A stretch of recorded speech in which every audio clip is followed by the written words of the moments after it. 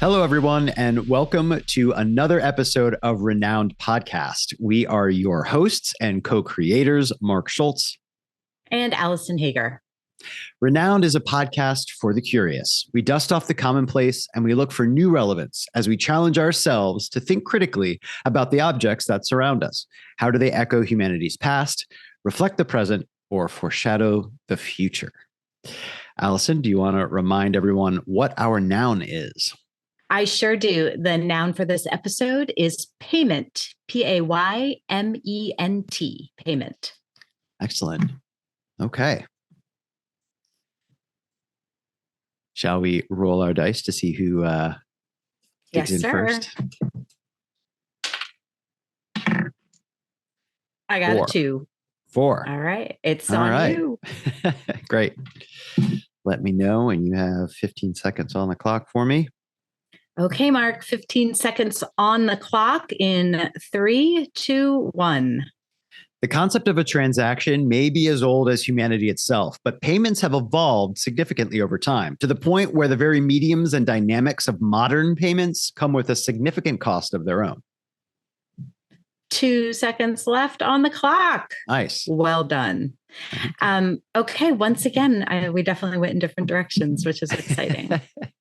I think there's one part of my research that I think might overlap, even though, but we'll see. We'll see. Just how do you know yet? Well, you have certain things that you gravitate towards, which is great, and things that you care about, that you're passionate about. And I feel like I might have touched on one, but we'll see. We'll see what happens. Okay, interesting. Okay, 15 seconds on the clock for you, if you are ready. Looks like it. And 3, 2, 1, go. If you call the tune, you also have to pay the piper when he begs his due. Yeah, maybe we didn't go in the same direction. That's funny. You had 7 seconds left, so pithy and short. Great. All right. Okay, well, I guess I will head down yon rabbit hole. Exciting. So, as always, I like to start with, what are we talking about? What is this word? Where did it come from? So the Oxford English Dictionary defines payment as the act or process of giving money or something of value in exchange for goods, services, or obligations. This can also actually refer to the amount that is paid itself, or the means or method of payment, such as cash, credit, or check, or just in general, like the discharge of the debt, or the obligation that's met, or in other ways, like compensation for a particular service, my payment at work, my whatever, which I guess we would call salary or wages, but in general, a payment from the organization to you, et cetera. Payment can be tracked back to mid-15th century. Its etymology can go all the way back to the Latin word pacare, which means to pacify or to make peaceful.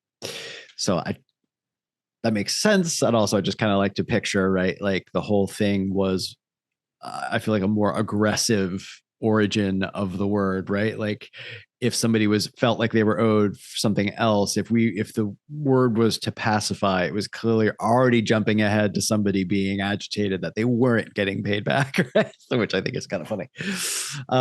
So the word later adapted into Old French as paiement, which came closer to us, of course, and that's how it transferred into English as payment. When it actually initially came over to English, it meant the act of pacifying or appeasing, sort of like the original Latin. So it's strange. It came into French meaning the act of making a settlement of a debt, not so much pacifying. But then when it came into English, it kind of went back to the old Latin meaning of pacifying, and then gradually evolved into a compensation type of meaning, interestingly enough. So jumping into trivia 1. I knew it. I knew trivia was next. I just had a feeling I started to get anxious. No anxiousness. So audience, if you're a first-time listener, please play along as I ask Alison the first of what will be 3 trivia questions over the course of my section. So the largest transaction ever made over Apple Pay to date was A, over $100,000 for a rare coin collectible, B, over $1 million for a 1964 Aston Martin, C, over $10,000 for an event dinner, or D, over $50 million for cryptocurrency? A, rare coin. No, it's actually, that was 100,000 for the rare coin. It was over $1 million for an Aston Martin. Which is crazy. I thought to myself, I thought A right away. When you said A, I'm like, I'm going with A. But then when you said the Aston Martin one, I'm like, that is some specific detail. So that's probably the one. That's funny. I thought when I was reading it, actually, I was like, oh, I wrote this. I did make the others as specific. Alison might guess. So a little bit of context. The British automobile auction house Coys of Kensington announced that the car was bought via Apple Pay for £825,000, which is over $1 million. The 1964 DB5, like the one featured in the James Bond film Skyfall, was the first ever classic car sold via social media. Okay. So again, I kind of I feel like this has become my thing in the past few episodes. I did like a part 1 and a part 2, sort of two different vibes on the word. So the first thing I kind of wanted to do was just refresh myself on some things that I knew, some things I didn't, in terms of the history of the forms of payment. So earliest forms of payment, I think everyone might know this, or it might ring a bell, is bartering, right? So bartering is the very oldest form of currency itself, where in a way there wasn't actually currency. It was the act of just a direct exchange of goods or services without the use of physical money. Barter was common in early societies, sort of before the development of money later. Over time, we had something called commodity money take place, and commodity money was a type of money that had intrinsic value. So it was made from valuable things such as gold or silver. Commodity money was used in many societies before the development of what we have now, which is called fiat money, F-I-A-T. So fiat money doesn't have intrinsic value itself. It's created by a government or a central bank and is backed by the full faith and credit of the issuing authority. So fiat money is the most common form now used today. Immediately, even as I'm describing this, comes to mind the different takes and confidence in commodity money versus fiat money when you have certain sects within even American culture or any culture where I feel like the more you have doubt and sort of a revolutionary vibe among the people, the more they doubt the government and they want to start to invest in gold again. So I feel like if you were to talk to right-wing folks, you're going to see a little bit more of this like need to invest in gold, et cetera, et cetera. Well, I'd say far right and far left. I mean, if you're talking to preppers and that sort of thing. Yeah. But I'm going to throw in a PSA on that, because I was thinking when you were talking about fiat money, if you think about an apocalyptic world scenario, your money doesn't matter anymore because if governments crumble, there's nothing backing it. And like what happens there, and we go back to the commodities, like Mark said. But also if you have a go bag for an emergency, which you should, because while we might not necessarily see a zombie apocalypse, natural disasters and that sort of thing, you should just always have a go bag. You should keep small bills in it, like 1s and 5s, because in the immediate term, if you need to, we live in Manhattan, so like we need to get on public transportation or we need to get a ride from somebody, nobody's going to give you change. If you need to kind of pay somebody for a service and you can't access anything, you can't, go to a bank. So always have 1s and 5s stashed away in your go bag. Otherwise, that's my PSA. It's going to be a damn expensive granola bar. You're going to be like, here's $100. That's all I have. We're like, ha, apocalypse, but it's true.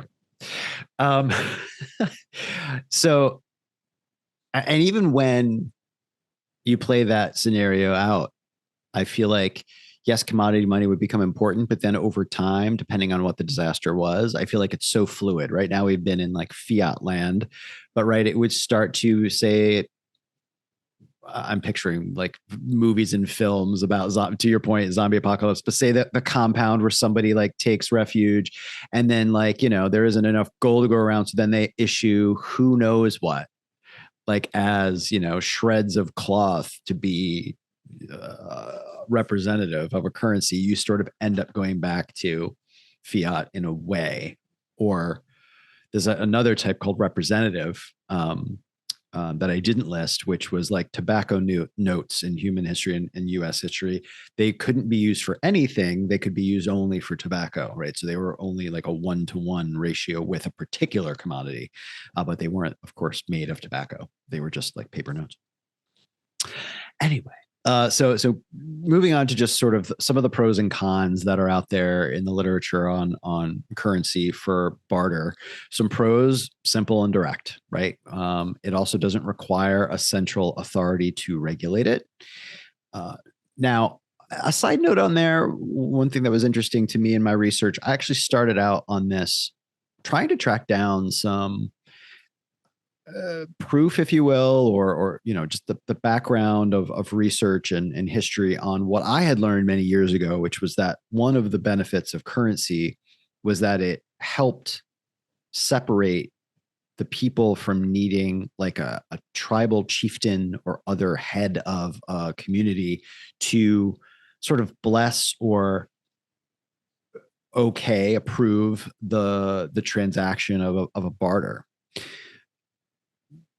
I couldn't find that because it turned out that some folks viewed bartering as what I just described. It did not require a central, right? You can be on the side of a road and give magic beans for a cow, for example, like those types of things. Like you could just exchange anything and there doesn't need to be anyone around. So I feel like it's probably at different points in history when that might have been true. If you were a very small tribe somewhere, that might have been different versus later in history where you were just out on the side of a road or bartering in an inn or something like that.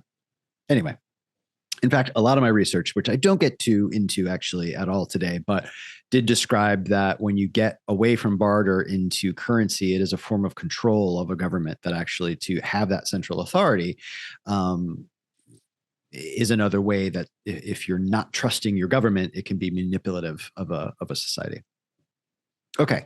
Other pros of barter: it can be used in any economy, regardless of its size or complexity. So it doesn't necessarily have to go away. You might have barter. There's probably a lot of bartering happening right now, even though we are a tried and true fiat system overall.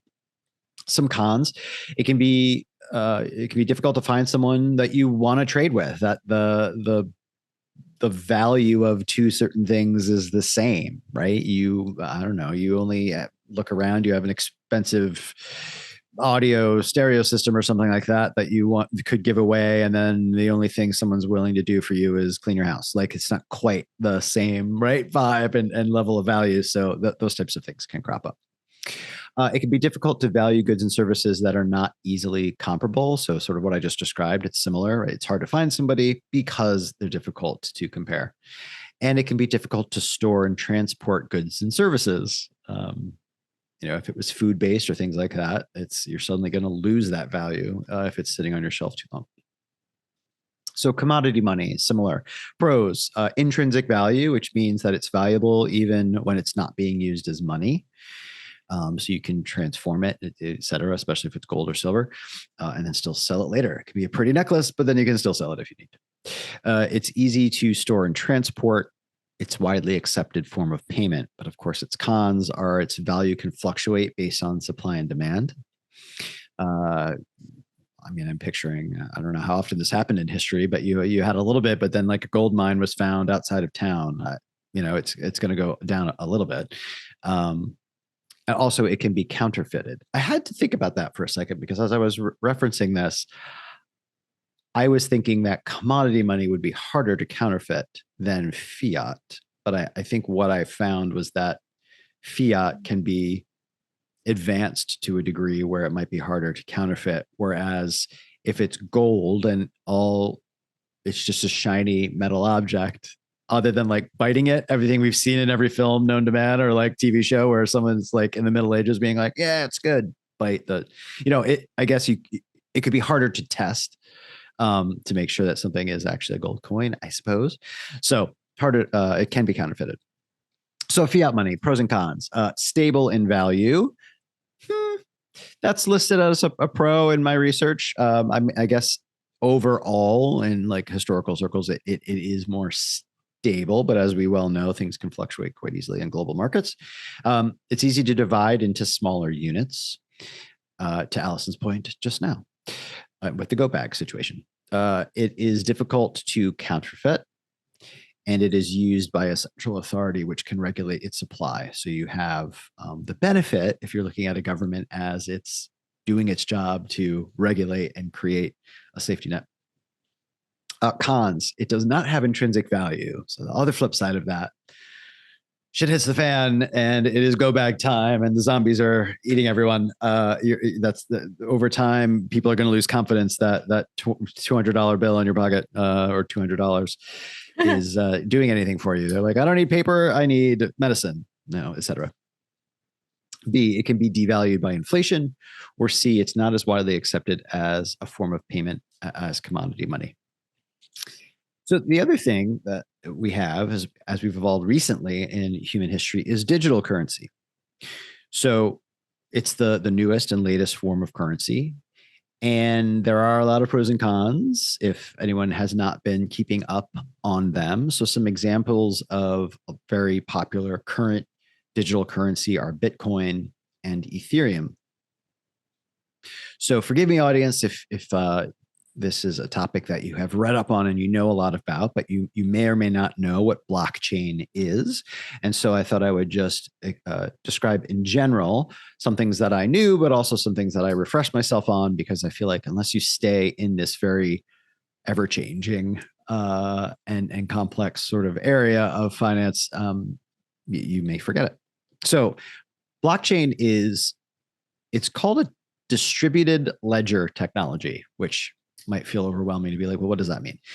It's distributed in the sense that there are many nodes. There are many, picture it like almost servers on the internet, right? Where there are places where copies of information of this ledger are stored, so that there is not one central authority, but there is very public matching, so that I say that everyone, right? I think Alison and I have used this as a definition of truth actually in the past. There are several people in a room all staring at something. If something were to change in the nature of that, you're going to know. If somebody were to try to clone it, if somebody tried to run in and steal it and switch it with something else, you have a bunch of eyes on it to know, right? Versus if one person was watching that in the room, they could be shady and do something with it and clone it, and et cetera, et cetera.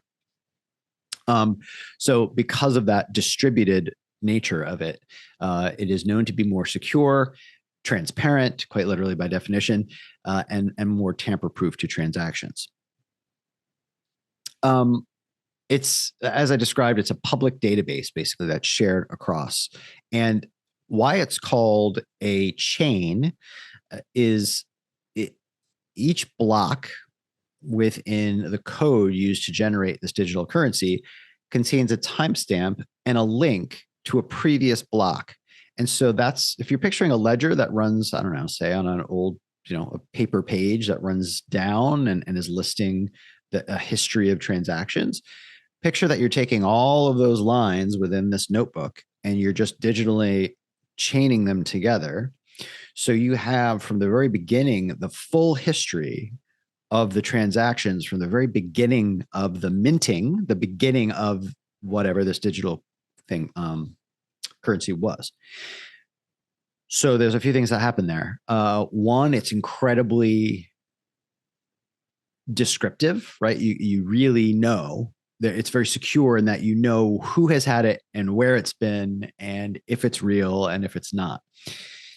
This crosses over into a term that a lot of folks may have heard, but sometimes don't think of it as cryptocurrency, NFTs. You might suddenly think of, oh, that's like crazy artwork with like gorillas and hats and spray paint and it's flashy and stuff. Well, yes. But also that NFT stands for non-fungible token. Fungible meaning fakeable, right? Or clonable, et cetera. And so having this blockchain and having such a transparent distributed ledger of the whole history of it means you can't fake it. You can't funge it. And so blockchain cryptocurrency is by its nature sort of non-fungible as well. That technology, blockchain technology, has been applied to other things other than digital currency code to anything. If you didn't know, you can have an NFT that is music. You can have NFT that is kind of anything that digitally could be represented. But often those are things like images and things like that.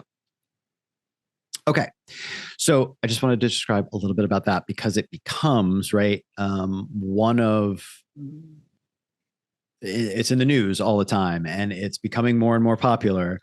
And you've probably seen people make a fortune and then lose a fortune, and how, variable and flexible the value of things like Bitcoin or Ethereum can be. So not just for financial transactions, just to mention that blockchain technology that I mentioned being so secure is used in other areas other than finance. So in supply chain management and in things like financial transactions, history of financial transactions. So for government, blockchain can be used to improve the efficiency of government services. It can track the progress of government projects, land records, et cetera, things like that. In healthcare, blockchain can be used to store and manage patient medical records in a way that is secure, incredibly private, but also linked to an individual. So it can follow you around and yet be secure, which would kind of be an ideal in sharing of medical information in a system, and may make people more comfortable with it, because a lot of folks don't want their incredibly private medical information to be sort of distributed in a more, either through a government entity or more publicly.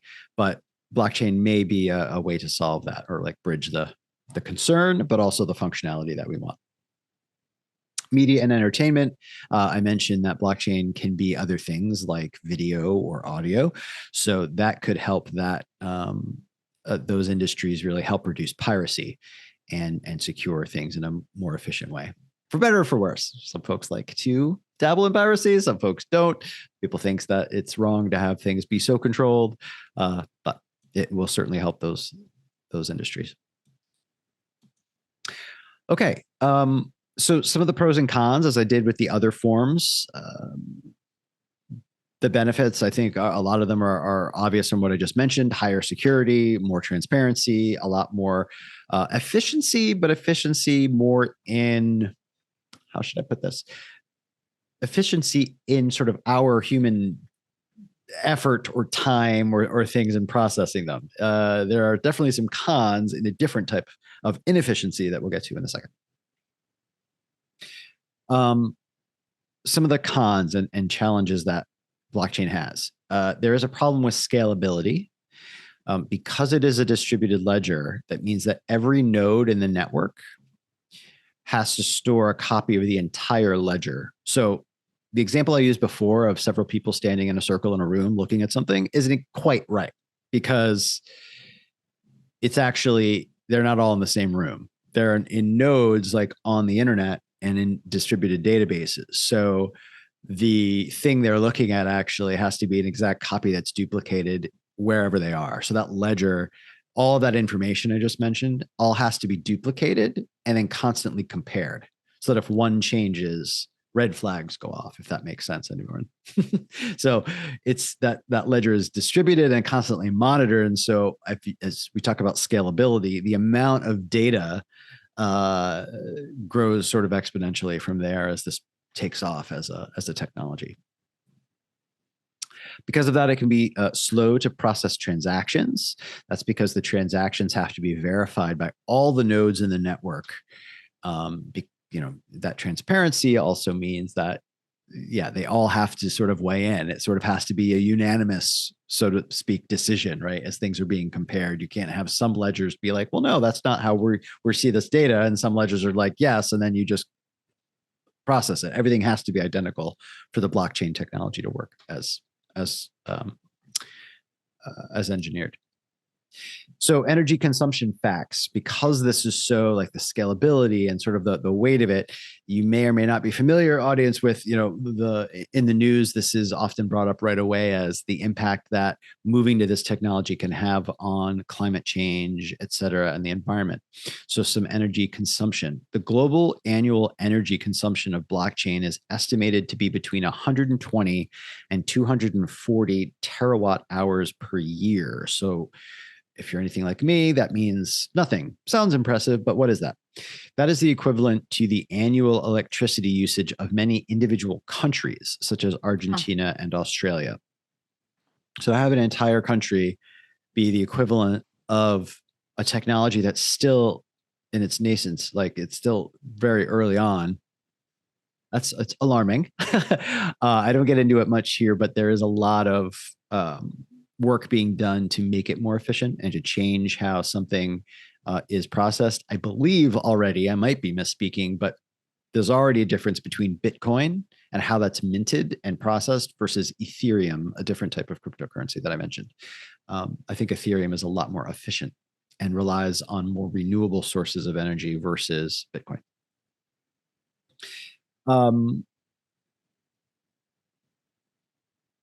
Oh, yeah. So the majority of the energy is used to power blockchain is used in Bitcoin mining. As I mentioned, Bitcoin is sort of the major offender here. Bitcoin by itself is estimated to consume between 100 and 150 terawatt hours of electricity per year. And that, just Bitcoin alone, is more than usage countries like the Netherlands and the Czech Republic. So as I mentioned, the energy use comes from a variety of sources, including coal, natural gas, and renewable energy, sort of blockchain overall. But Bitcoin, for one reason or another, is largely concentrated in countries like China and Kazakhstan, where there is much more reliance on fossil fuels. So therefore, because Bitcoin is centered there, it's contributing much more to climate change than, say, Ethereum or other blockchain applications outside of cryptocurrency that I mentioned, like uses in government or healthcare and things like that. Okay, to break up the discussion of the history of these things, I'm going to move to trivia number 2. So, U.S. public debt per capita increased by how much between December 2019 and December 2020? A, 5%, B, 19%, C, 33%, or D, 56%? 56%. Oh, you went with the high. Because of COVID, I would have gone high too. It's 19. Yeah, never would have guessed that. 19% from 70,000 to 84,000, again, per capita. Now, although the way that I wrote that, the 19 is the second lowest, but to put this into perspective for like the flow over time, that was a massive jump. So in that year, right, the year that COVID struck, it grew 19%, but the year before that, it was only 5%. So from 2018 to 2019, it went from 67,000 to 70,000, a 5% increase.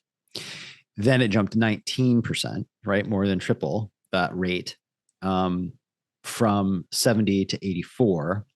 And then it returned, not quite to 5%, but just about. It was 6% growth in 2021, and then 6% growth from 2021 into 2022, where it is now currently stands at the end of 2022 data anyway, is that the average public debt per capita in the US is 94,000.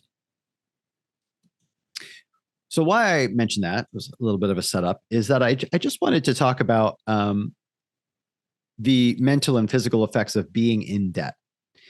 And this is just, it will sound sort of commonplace knowledge if you're just thinking of your own experience or friends or just knowledge of other people, but this has been studied. I won't go too much into the studies, but I'll mention probably one of them that is most prominent in the literature I found anyway. So debt can lead to stress, anxiety, and depression. Again, it may sound like, well, no duh. But I think it warrants thinking about it in sort of a broader a broader sense when you realize this isn't just anecdotal, like I know some people, but overall, as more people take on debt and we see things like a 19% increase in the entire nation's debt, where it's normally 5%, and then you're getting close to like $100,000 per capita. What is that doing on a massive macro scale to health? So stress, anxiety, depression, but also there are physical aspects that come with this. It's been linked to high blood pressure, heart disease, stroke, diabetes, obesity, sleep problems, impaired immune function, and even early death. Why that happens is it's largely because the way that people will deal with the stress, the coping mechanisms themselves trigger other problems. So there can be a move towards alcohol, substance abuse, drugs to deal with the anxiety and the stress of it, while limiting and isolating themselves. So, right, there can be a move from, well, let me save money by not seeing people as much and going out, but then I'm stressed out, so I'm going to drink. So you're like turning to, right, a really negative substance for the body. You're not having the social impact that a community and like seeing people has. And then also, sadly, right, people that are significantly in debt may make nutrition choices that are far worse and cheaper because they're not going to spend for fresher foods versus heavily processed foods. So you can imagine how this compounds itself over time. So one of the most well-known, I think, studies of this is talked about in an article called Over the Limit, The Association Among Health, Race, and Debt by Drentea and Lavrakis. It was done in the year 2000 and published in the year 2000, but it looked at information from Ohio residents in a 1997 survey. And it explored how debt is associated with these physical and mental health issues that also vary by race. So people who report being in debt are more likely to report, again, poor physical health, such as these chronic pain, mental health problems, and everything that I just described. So I only mentioned that just to say, look, this has been studied. It's not just anecdotal. These things have been sort of physically quantified and measured. These associations are stronger for people who are Black than for people who are white. And I think from if you're paying attention, common sense in the history of this nation and a lot of the discussions that we've had on this podcast in the past with disparities, that seems to make a lot of sense in terms of the findings, sadly. Debt may lead to health problems through a number of mechanisms, as I mentioned, such as the stress, the unhealthy behaviors that come from them, and the lack of social support. So the whole reason that I described that was because reading this research made me kind of realize that. I was like, oh, yeah, you wouldn't think of how you're dealing with that, then you become isolated, et cetera. And of course, they call for more research to really understand these mechanisms a little bit deeper and what this might mean on sort of a societal level. There's a really good podcast, and I don't remember which one it was. It was an NPR podcast, so maybe Invisibilia or This American Life. I'll try to find it and link it. Great. I mean, I heard this probably a year ago, at least, but it was exactly what you're talking about and sort of the mental effects of being in debt and dealing with poverty, and how a lot of callous rich people will be like, this person's making poor decisions, right? They already owe money. Yes. And now they're like making stupid decisions. Like instead of paying their grocery bill, they're paying, for a new pair of boots or something like that. So it talked about actually your mental decision-making process, your cognitive abilities are impacted, which probably has something to do with depression and anxiety, like you mentioned, but also because that level of stress, you cannot, as a human being, be making logical decisions that you're making without that stress. So really interesting. I'm so glad you mentioned that. Yeah. No, that's terrific. And was a thread that I'm glad you mentioned, because I ran across it, but I sort of didn't capture it here, but that's incredibly important, right? And it makes me think of when you through coping mechanisms, and then you're withholding certain things from yourself, right? If you suddenly decide to isolate, you don't realize what that's doing to your own body's chemical reward system for things like a dopamine rush or not. So I think you naturally then seek out, and I don't mean to, it's not trying to belittle it, because the example I'm about to use sounds sort of funny and like whatever, but I don't mean it. It's really not when you think about it. So suddenly doing things like relying on sugar and a sugar rush and eating really poorly because it gives you a rush that you might be missing in somewhere else to deal with the stress, or the new boots. Like there is definitely a dopamine rush in spending money. That's why you see addictive behaviors in things like eating disorders and shopping disorders and compulsive shopping and things like that. Yeah, absolutely. Alison, thank you. I'm really glad you brought that up. Okay. So to round us out, that's the end of my rabbit hole, but trivia number 3.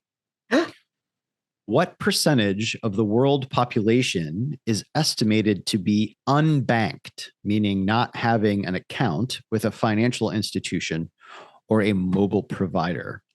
Is it A, 5%, B, 18%, C, 31%, or D, 56%? 5, 18, 31. I know. I'm trying to decide between two of them. 56%. It's 18. Oh, 31 was my other choice because I'm thinking about, okay, yep. It's not my day for trivia. No worries. So yeah, 18%. It's 1.4 billion out of 7.9 billion people. Now, I will say that's better than it was 10 years ago. So I went back. The research that I was seeing said that they just gave me they mentioned that 1.4 billion, although bad and 18% of 7.9 billion, that 1.4 back in 2011 was 2.5 billion that were unbanked. And I had to look up what the global population was at that point. It wasn't 7.9 billion. It was 7.1 billion or thereabouts. So 2.5 is 35% of 7.1 billion. So I know I'm talking around in circles a little bit, but in 2011, 35% of the global population was unbanked. Now, 10 years later, the data in 2021, that 35% dropped to 18%. So is that good? Is that bad? I think right, because in recent news, banks are failing. Right. But I do tend to think that metric, when applied globally, means a little bit more support infrastructure, some sort of connectivity. So I think that's a positive. But that could be debatable. So we certainly welcome anyone to sound off on social media with us if you have a perspective on that. So yeah, that is my rabbit hole for this week. That is great, Mark. I am not going to ask you these questions, but I am probably off air because cryptocurrency is something that has stumped me forever. I just can't. I get it. I get the concept, but then like when I try to think about like how is it minted and what does that really mean, my brain starts shorting out. So. And some of it I'm familiar with, some of it I'm not. That the minting is the most intensive process from like an efficiency perspective.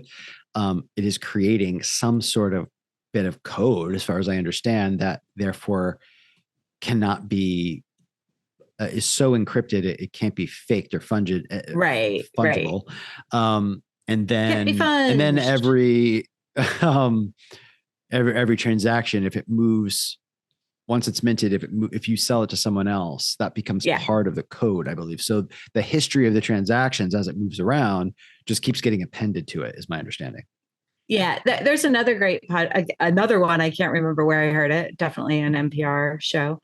I'll try to find this too, because it was a while ago, but it was about a group of folks who were trying to create a new cryptocurrency. And what you're saying, like, okay, it starts with this bit of code to make sure that it's absolutely secure. You have to make sure at that point of origin that no one's messing with it, right? Because then the whole non-fungible thing goes out the window. So it's the most difficult part of the process. Right. And they talk about all the security measures they put in place as they were about to launch this and how they were still getting like stymied from all ends in terms of people trying to break into it. It was really interesting. So yeah. Look for that. Another one of the sort of, as I was looking for trivia questions and so on, one thing that I ran across was, I believe the metric is 9 out of 10 governments are already exploring how to have their own digital currency just because of the nature of everything we talked about and that it's becoming more used. And but I feel like that we really have to solve the climate impact and how much that energy is pumping. There's another metric that is like the amount of carbon distributed by every one Bitcoin mined is alarming. So to have the scale of it in the world amplify so much if governments start to use it scares me a little bit. The other thing is that I think a lot of people like it because it is held up as a massive democratized thing, medium of this currency, because it is not linked to central banks and governments. There's this is it libertarian? I'm assuming that's probably the group that I think would most resonate with the fact that it's, it's truth by transparency and it's all these nodes and you don't have to rely on any government to control it. Yeah. So that's interesting that they're then creating digital currency that would sort of go against the nature of it itself. But yes. All right. Well, more for us to learn about it because don't know enough about it. Okay. Well, I will jump into a very different take on payment. Yes, please do. But before I start, my first, note was going to be the etymology, but Mark's taking care of that for us. But Mark, teach me how to say it because I was going to pronounce it Pacere. It's Pacere. What did you say? Oh, you know what? I did probably say it wrong. You're the no. I said speaker. Pacare, but that's probably wrong because if it's a sh sound, it's probably Pacere. Pacere. So okay, we don't really know here. So right. Well, in Italian, it would be a show before a vowel, or right because a C before an E. Yeah. Pacere, or an I. Pacere. But the important part here is, as Mark said, that verb in Latin meant to pacify. So as in to pacify one's creditors. And we've all heard the term, it's time to pay the piper. And I guess that most of you are also aware where that term comes from, but we're going to explore it a little bit. I do not know where that comes from, actually. I was just going to say, Mark, do you want to make a guess? Really? I mean, I would have thought pay the piper. I mean, I'm picturing like an old inn where a piper was playing for the crowd and then they rely on the audience paying. Well, I like it. I mean, you're not right on, but you're painting a picture in the right direction. You're painting this picture of like kind of olden times for sure. A picture like you had your meal, but you had free entertainment. Now pay the piper as well, but maybe not. So it is that, but it's darker. So paying the piper, because Middle Ages were paying the piper is really a metaphor for facing the consequences of a decision or an action, meaning it's time to pay what you owe, right? You need to pay for services or goods you've requested or to pay metaphorically. And the idiom actually comes from an old fairy tale about the Pied Piper. So I'm sure that rings a bell, Mark, in which a piper is hired by a town to clear out a massive rat infestation. Because fairy tales are always so creepy. And he does this by playing his flute, and it enchants the rats, and they follow him down to the river where they all drown. So he completes this service, and the townspeople are thrilled because they were really having a massive problem. But they bilk him. They refuse to pay what they had promised him. And so he enchants their children with his flute playing and leads them out of town, never to be seen again. Oh, I thought it was going to be into the river and they all drowned. Well, there are not quite that. It's a fairy tale. There are multiple versions. So one version is into the river to drown. No, it is that dark.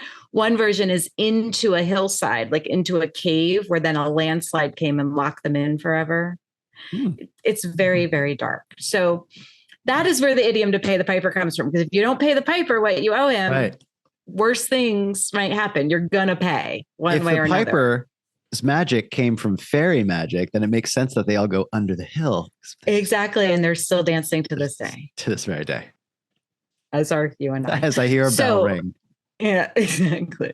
So this fairy tale was included in Grimm's fairy tales. So the Grimm brothers, they originally called that collection Children's and Household Tales. It was published in 1812. And the Grimm brothers were two real people, two real brothers, and they traveled throughout Europe in the early 19th century, collecting over 200 folk stories. And they published these as this collection that we now know as Grimm's fairy tales. And it gave many of us in the West the fairy tales we grew up on. The poet Robert Browning, later 1849, made this particular fairy tale even more famous with his poem, The Pied Piper of Hamelin. And it's a really clever and fun poem that I hadn't read before, and I really recommend it. It's really witty and a lot of great wordplay. But that is not the point. I was going to try to do. He must have watered it down and made it sweet, I'm assuming. Like, right? Because even like you just said, gave us the fairy tales we grew up on. I'm like, yeah, I feel like we grew up on some Disneyfied version of them, like not the hardcore. Right. Not like the originals. He really didn't make it too sweet. I was going to try to do a stanza of it for my quick hit, and I couldn't get it done in less than 15 seconds. So I gave it up. So go read it. We'll link it. Okay, but where did the tale come from originally? So popularized by the Grimms, because they were collecting stories and legends, and then later by Browning. All of those fairy tales came from local folklore. This particular story comes from a German legend dating back to the Middle Ages, which Mark has already referenced. And it hails from the real town of Hamelin, which still exists. It's a little over 200 miles west of Berlin in Germany. And scholars now believe that the story comes from a real event. So we know Mark's face right now, for those of you not watching, is great. So we know that most folklore has a kernel of reality in it, right? From which it grows. But this one kind of blew my mind. It's like the original true crime mystery.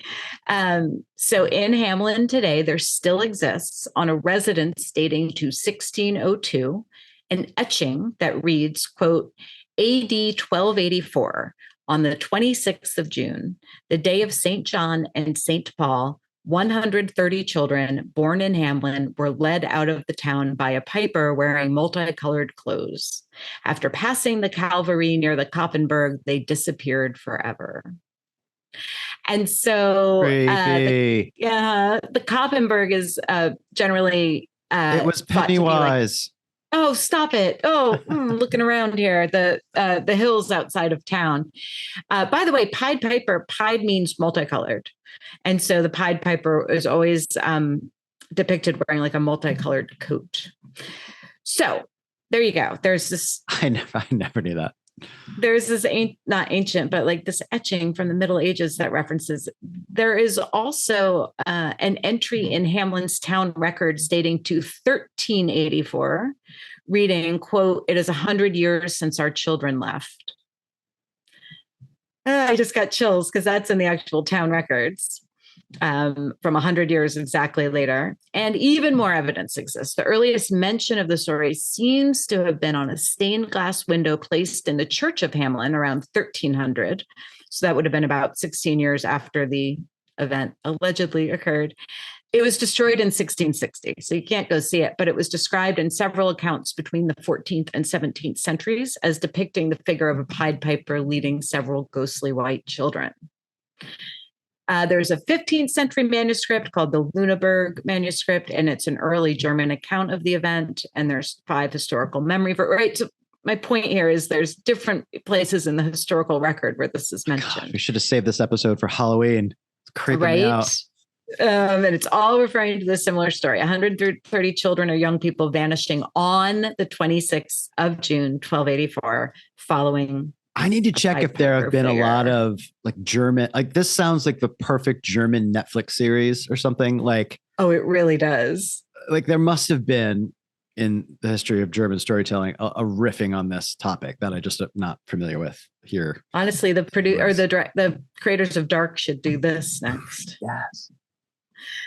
So one of the current leading theories about what historically happened that then became this fantastical story suggests that the town's youth were part of a migration of Germans to Eastern Europe.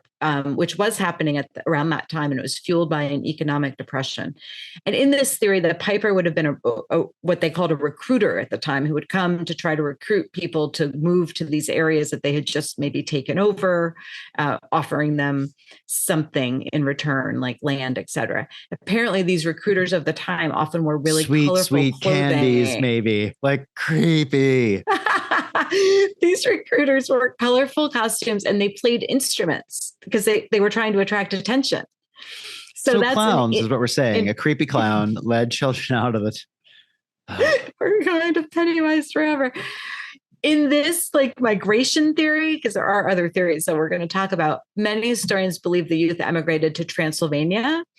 In fact, that is mentioned both in Grimm and in Browning, but a German linguist named Jürgen Udoff, he proposed a modified theory. He thinks the children were brought to regions around Berlin, and he backs up his theory with some evidence. He found that the family names common in Hamelin at the time, 13th century, show up with surprising frequency in the areas of Uckermark and Prignitz, which are near Berlin.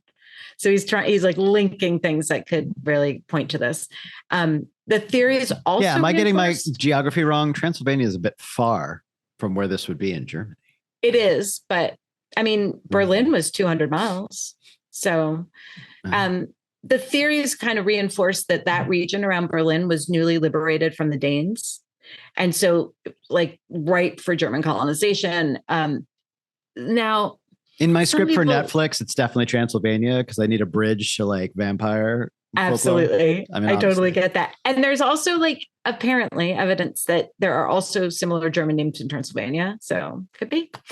The other, like the side note to this is this also could have referred to adults who migrated because citizens of a city were often called children of a city, the children of our city or whatever. But that seems like a stretch because like the drawing in the church stained glass that's now gone was referenced as specifically having children in it. Who knows? Throwing it all out there for you conspiracy theorists out there to dive in. Here's some like all my interest of it just disintegrated because I'm like, oh, it's just a bunch of people who left. We don't care, but we don't know, right? So here are the other theories that are taken quite seriously. So the other theory is that these children left as part of a children's crusade. So in the 13th century, part of the wave of the medieval crusades aimed at winning back the Holy Land, there were two actual historical attempted children's crusades in the early 13th century. One did start in Germany, and the children made it all the way, to Africa. They were very likely sold into slavery in Tunis. So the second children's crusade started in France and it died in France. The kids never made it out of France. But what the hell are they going to do over there? Wine them to death? Like, yeah, seize on adults. Ask too many whys. But are we there yet? Are we there yet? Selling you into slavery. Oh my God, that's terrible. It's so funny. Awful. Sorry. The Never timing mind. Of this, slavery for you.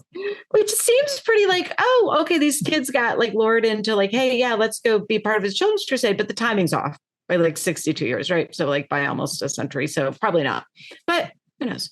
Another theory is the disappearance of the children was a metaphor for the Black Plague.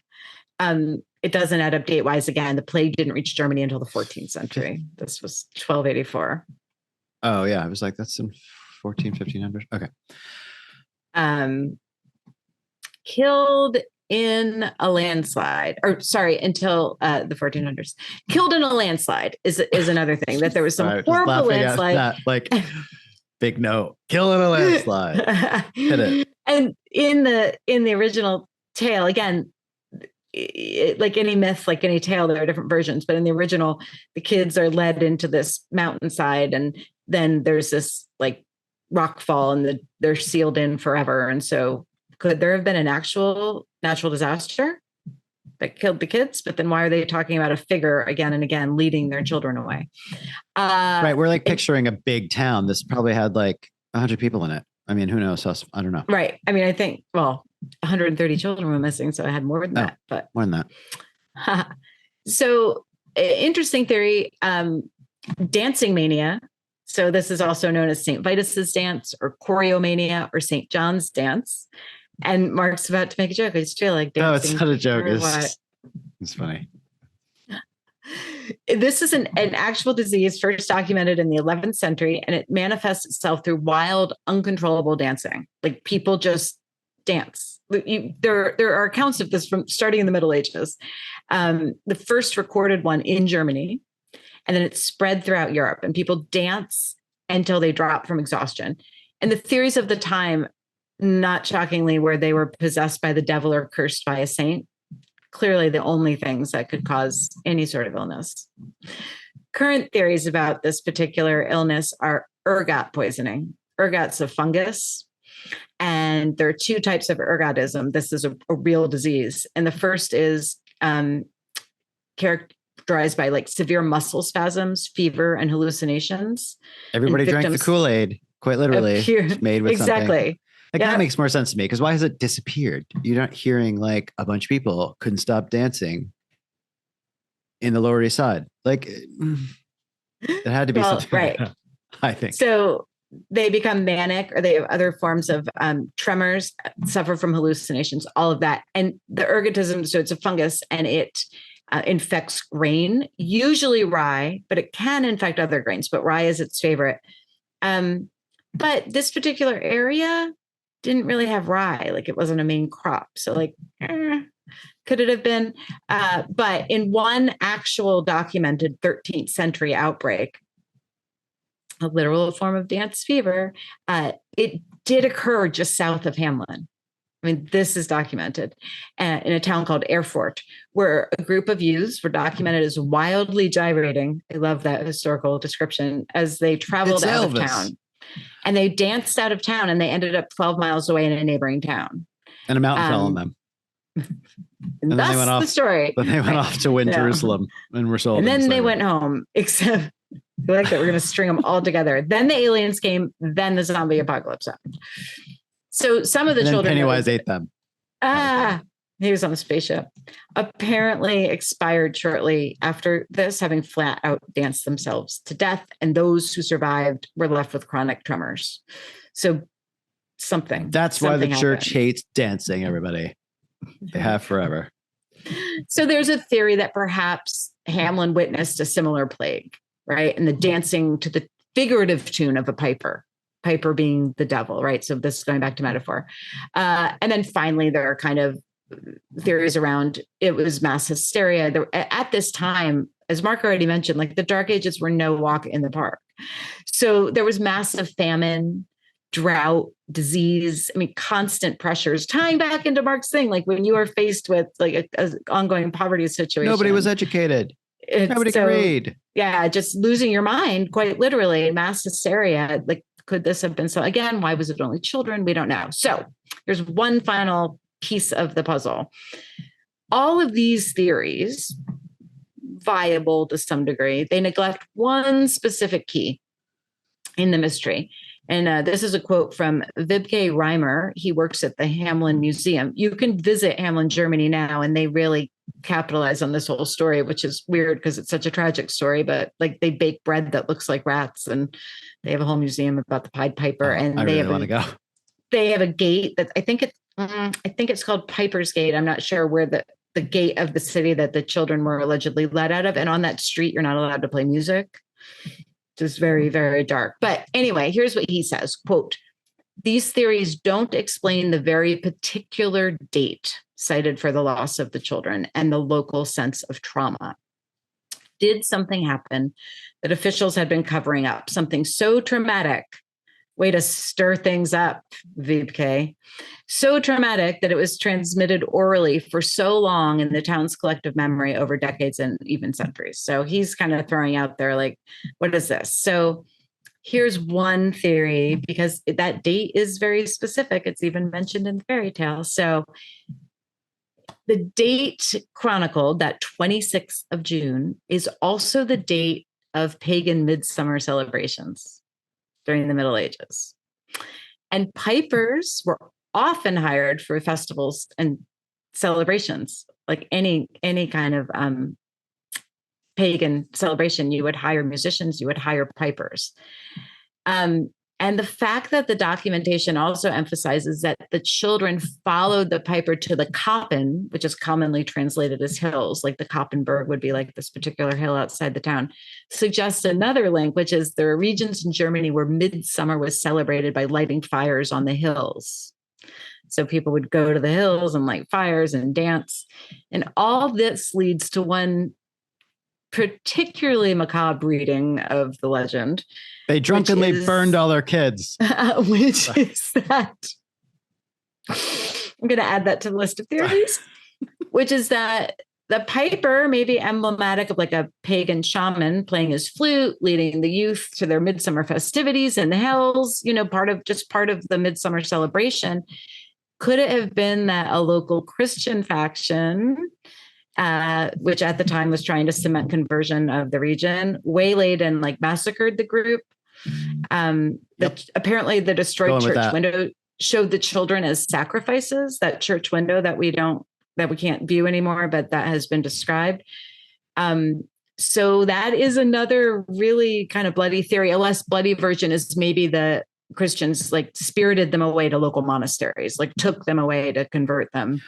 I am so excited you're telling this story on Easter Sunday, a celebration that was taken over by Christians and just took a pagan spring festival of fertility and like painted over it with a bunch of crap, in my opinion. Perfect. It's very timely.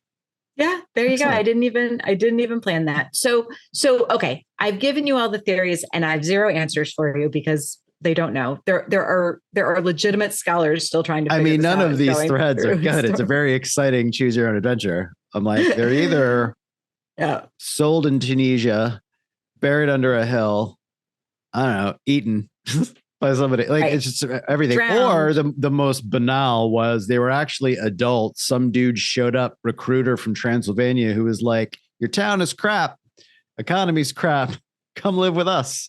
And they left. Like that's just the most boring. Right. It is the most boring. And also because of the stained glass window showing children, again, could have been a metaphor. Yeah, I think that last one sounds plausible to me, but that's just because I don't trust religion. Well, regardless of all the theories, we still don't know. Maybe someday we will. It's an ancient X-file that I just wanted to share with all of you because I couldn't believe when I came across it that this was based on a real thing. And that there's that many uncertainties and variations and clues and oh wow, that's wild. Thank you. That's fascinating. Excellent. So that's not where you thought I was going, was it? No, where did you, when you mentioned earlier, where you thought I was going down some anti-capitalist rant, didn't you? Maybe. Just kidding. I really wasn't sure. Where I thought we could have crossed over was the research that I did in the racial disparities. Because I know it's something near and dear, to your heart and you're passionate about. Yeah.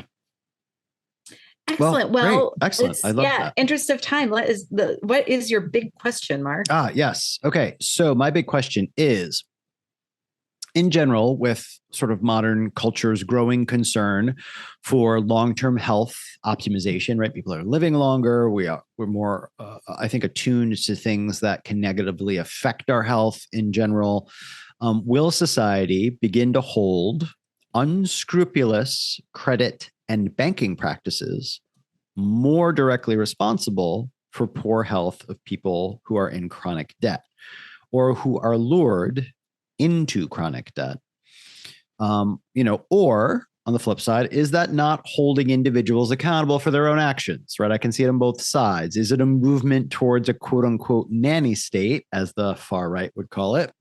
Or is this legitimately protection from profiteers that literally bank on weak human nature and the inability of a high percentage of the population who in many ways is incapable of denying short-term gratification for longer term because of literally neurologic patterns in the brain, dopamine, reward systems that are physiologically a part of us. So are those practices preying on those that really can't resist them and trapping them into a debt cycle that then affects their health to such an extent. And will they be held responsible? And maybe that will be legislated away at some point. Yeah. Wow. Really interesting question. I think that no, they will not be legislated away because that's not the way our system works. So I think, unfortunately, the fatalist side of me, as my friend has pointed out, that I didn't think I had, but apparently I do. No, the big money folks are going to keep getting away with it. Now, do I think there needs to be a complete quote unquote nanny state? Absolutely not. There always has to be some balance, I think, with personal responsibility. However, it is such...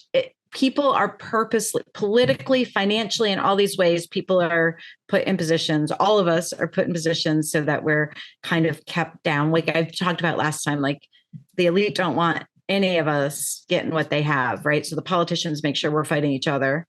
So we're not paying attention to them, that we're disagreeing on things. The banks are making sure we're as in debt as we can get so that they own everything. So no, I don't think it'll happen. What about you? No, I'm not sure. And I just realized as you were talking that I'm going to be transparent with my ignorance here. I feel like in 2008, the crash we had was partly related to the approvals of sort of bad credit deals, right? So I feel like in a way, what we learned in 2008 was that those practices that were letting folks that shouldn't take on debt take the debt on, and then it fell apart, right? Like, so that's where I'm a bit ignorant of exactly what happened, but I feel like there's a little bit of hope there, and that if we learned a lesson like that, to your point, maybe it's not going to be legislated in such a black and white manner, but there are some protections that are being put in place that. No, that's fair. That is fair. Yeah, it basically was, it's much more complicated than this, and I can explain it. But basically, yes, people were being given approved for mortgages that were way beyond their reach because there was somebody shorting something that basically rich people would make more money off of this by shorting like these deals. Like yeah. So yes, there will sometimes when it's something so egregious, but they didn't put caps on that until it almost sank the entire U.S. banking industry. Yeah. So again, that was self-interest that made them cap it, not because they gave a shit about the position people were put in. But in a way, that may be what always saves us is when self-interest becomes, when the problem becomes so, unfortunately, so expansive that those that need to save themselves have to save themselves. Does that make sense? Right. Have to save everybody else. Yeah. But you mentioned The Big Short. If you haven't seen it, it explains this all very well and in a humorous manner. It's a movie by Adam McKay and highly recommend it. We'll link it. I mentioned it, but I haven't actually seen it, so I should watch it. Mark, you should especially see it because it really, really just ties into your question. It's really well done. You'll actually really like it. It's witty. You know, it's not just like a dry walk through it. So. Like my description of bartering today. That was not dry. All right. What is yours? Okay. So some see the Pied Piper tale. Well, and it is, not just certain people see it this way, as a morality lesson on doing the right thing. Right. So the piper says, I can help you with the rat problem. The town says, great, we'll pay you X amount of money. He says, great. He takes care of the rat problem. And then they're like, haha, not going to pay you. We're happy we got rid of the rats. And then he takes their children. Right. So it really is like a morality lesson on you need to pay for what whatever you've gotten in return. So you have to do the right thing. It's like karma in immediate action. Yeah. Right. So I screwed the piper and now he's really going to get me back tenfold. What happened? So it is, right. So my question to you, Mark, is karma as a concept. I mean, this could be a whole episode in itself, but briefly, karma.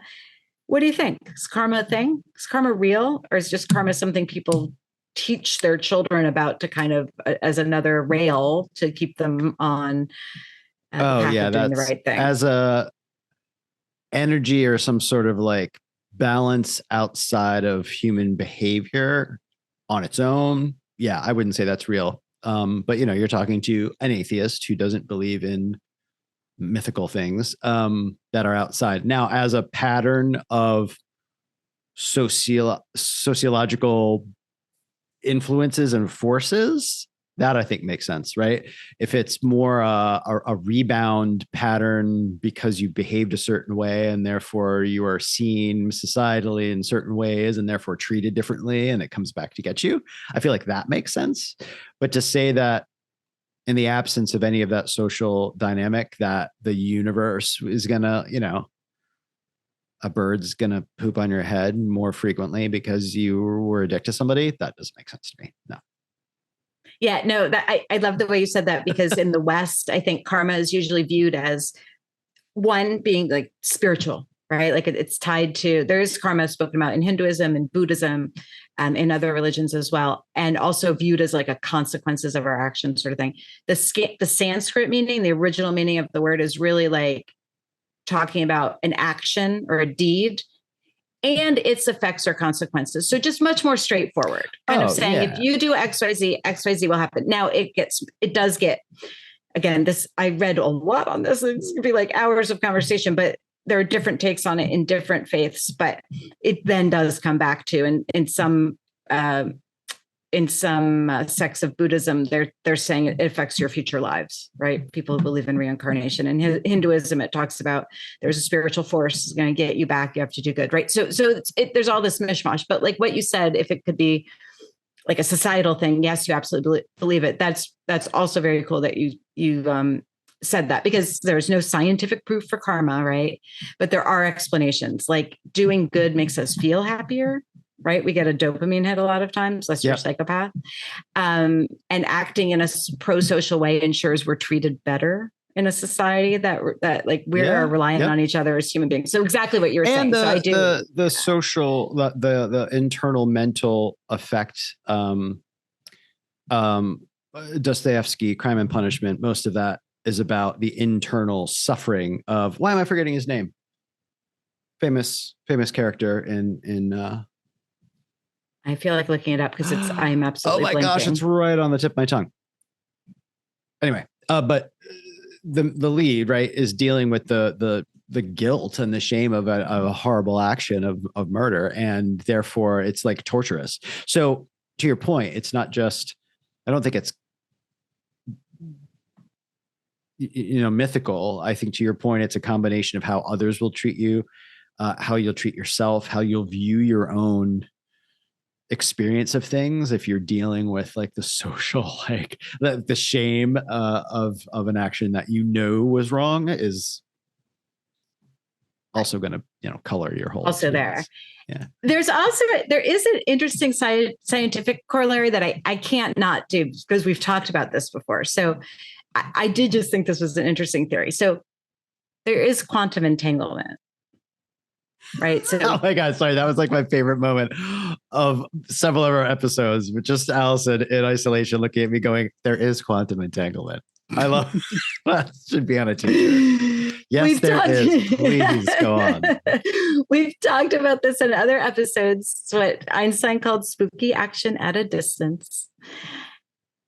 It basically, I talk about this so much that people are probably like, we know what it is. Don't tell us again. But I'm going to tell you again. It's basically two particles separated by space actually having an effect on each other, right? Yeah, sorry. Go on. If they're spinning a certain way, like it can be across the universe, then they'll shift and just start spinning back at the same, and no one knows what the hell is connecting them. This is exactly right. But it's not a deity, people. It's going to be a force we don't know. We just haven't figured it out. But what I would just throw out there as food for thought is, we know quantum entanglement exists. We don't know why. We can't figure it out yet. So if everything is connected in some way that we don't understand or entangled, doesn't it benefit us always to do the right thing? Because if those physical particles are connected, couldn't it be that like actions are connected? And it's just food for thought. I love that. That's very true. That's very true. So again, when I say it's not mythological, blah, blah, it could be something we don't understand in terms of, exactly energy exchanges we don't understand. And by the way, it's Raskolnikov. It's not that I remembered it. I just looked it up on my phone. Famous character in Crime and Punishment. Who excellent. commits And I murder. love that you the whole thought thing. that would just be something that would roll off everybody's tongue. Well, it's unique. Well, watch. It's probably a very popular name in Russian, but it's unique to me. And I remember, I think Raskolnikov many times over the years, but then blanked. Anyway, welcome to my late 40s. Okay, so I think we should revisit our ratings and get our noun for next time. Let's do it. So let's see. Our ratings. You rated Payment a 5. How are you feeling now? You're going up. I feel it. I am going up because the story was like mesmerizing. Just like the Piper is mesmerizing. I'm gonna go up to 8.5. 8.5 feels right. I was gonna say 8, and you're 8.5. Okay. I was actually thinking even of a 9, but 8.5 feels right. Nice. All right. And you were at a 6. I'm thinking, and I'm gonna stay at 6. That's about right. Oh, that's pretty rare.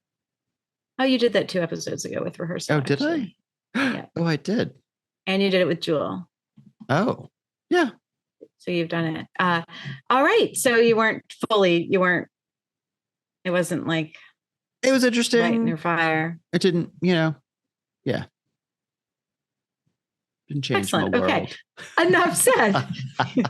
Short and sweet. That's good because I think we're running over our time anyway. All right. Well, I'm going to generate our word for our next episode, our noun for our next episode. Woo-hoo! If you're ready. You ready, I am Mark? ready. Think Hit positive thoughts because, quantum entanglement might work. How? Okay. The word is map. M-A-P. Cool. What are you thinking? I'm going to go 7. Okay. I'm going to go 8 because I think maps are pretty interesting. And yeah, I'm going to go 8. So Mark's at a 7 and I am at an 8. All right. Brilliant. Anything you want to share, Mark, before we say goodbye? No, just as always, a thank you to you. I thought today's discussion was great. And I loved the uniqueness of the story and all the possible permutations thereof. Very cool. Excellent. And thank you, viewers. I know we have been a little inconsistent this year. I was away for almost a month, so you can blame me. But we're going to get back on the horse here. So thank you for tuning in. And if you enjoyed the show, as usual, we ask that you follow or subscribe on whatever platform you use for your podcasts. And if you have the time to give us a rating, it does really help us and gives us feedback and also helps other people find the show. You can visit us on the web at ReNounedPodcast.com or on social media at ReNouned Podcast. And of course, we hope you'll tune in for our next episode with our new noun map. Bye, everyone. Bye, everyone.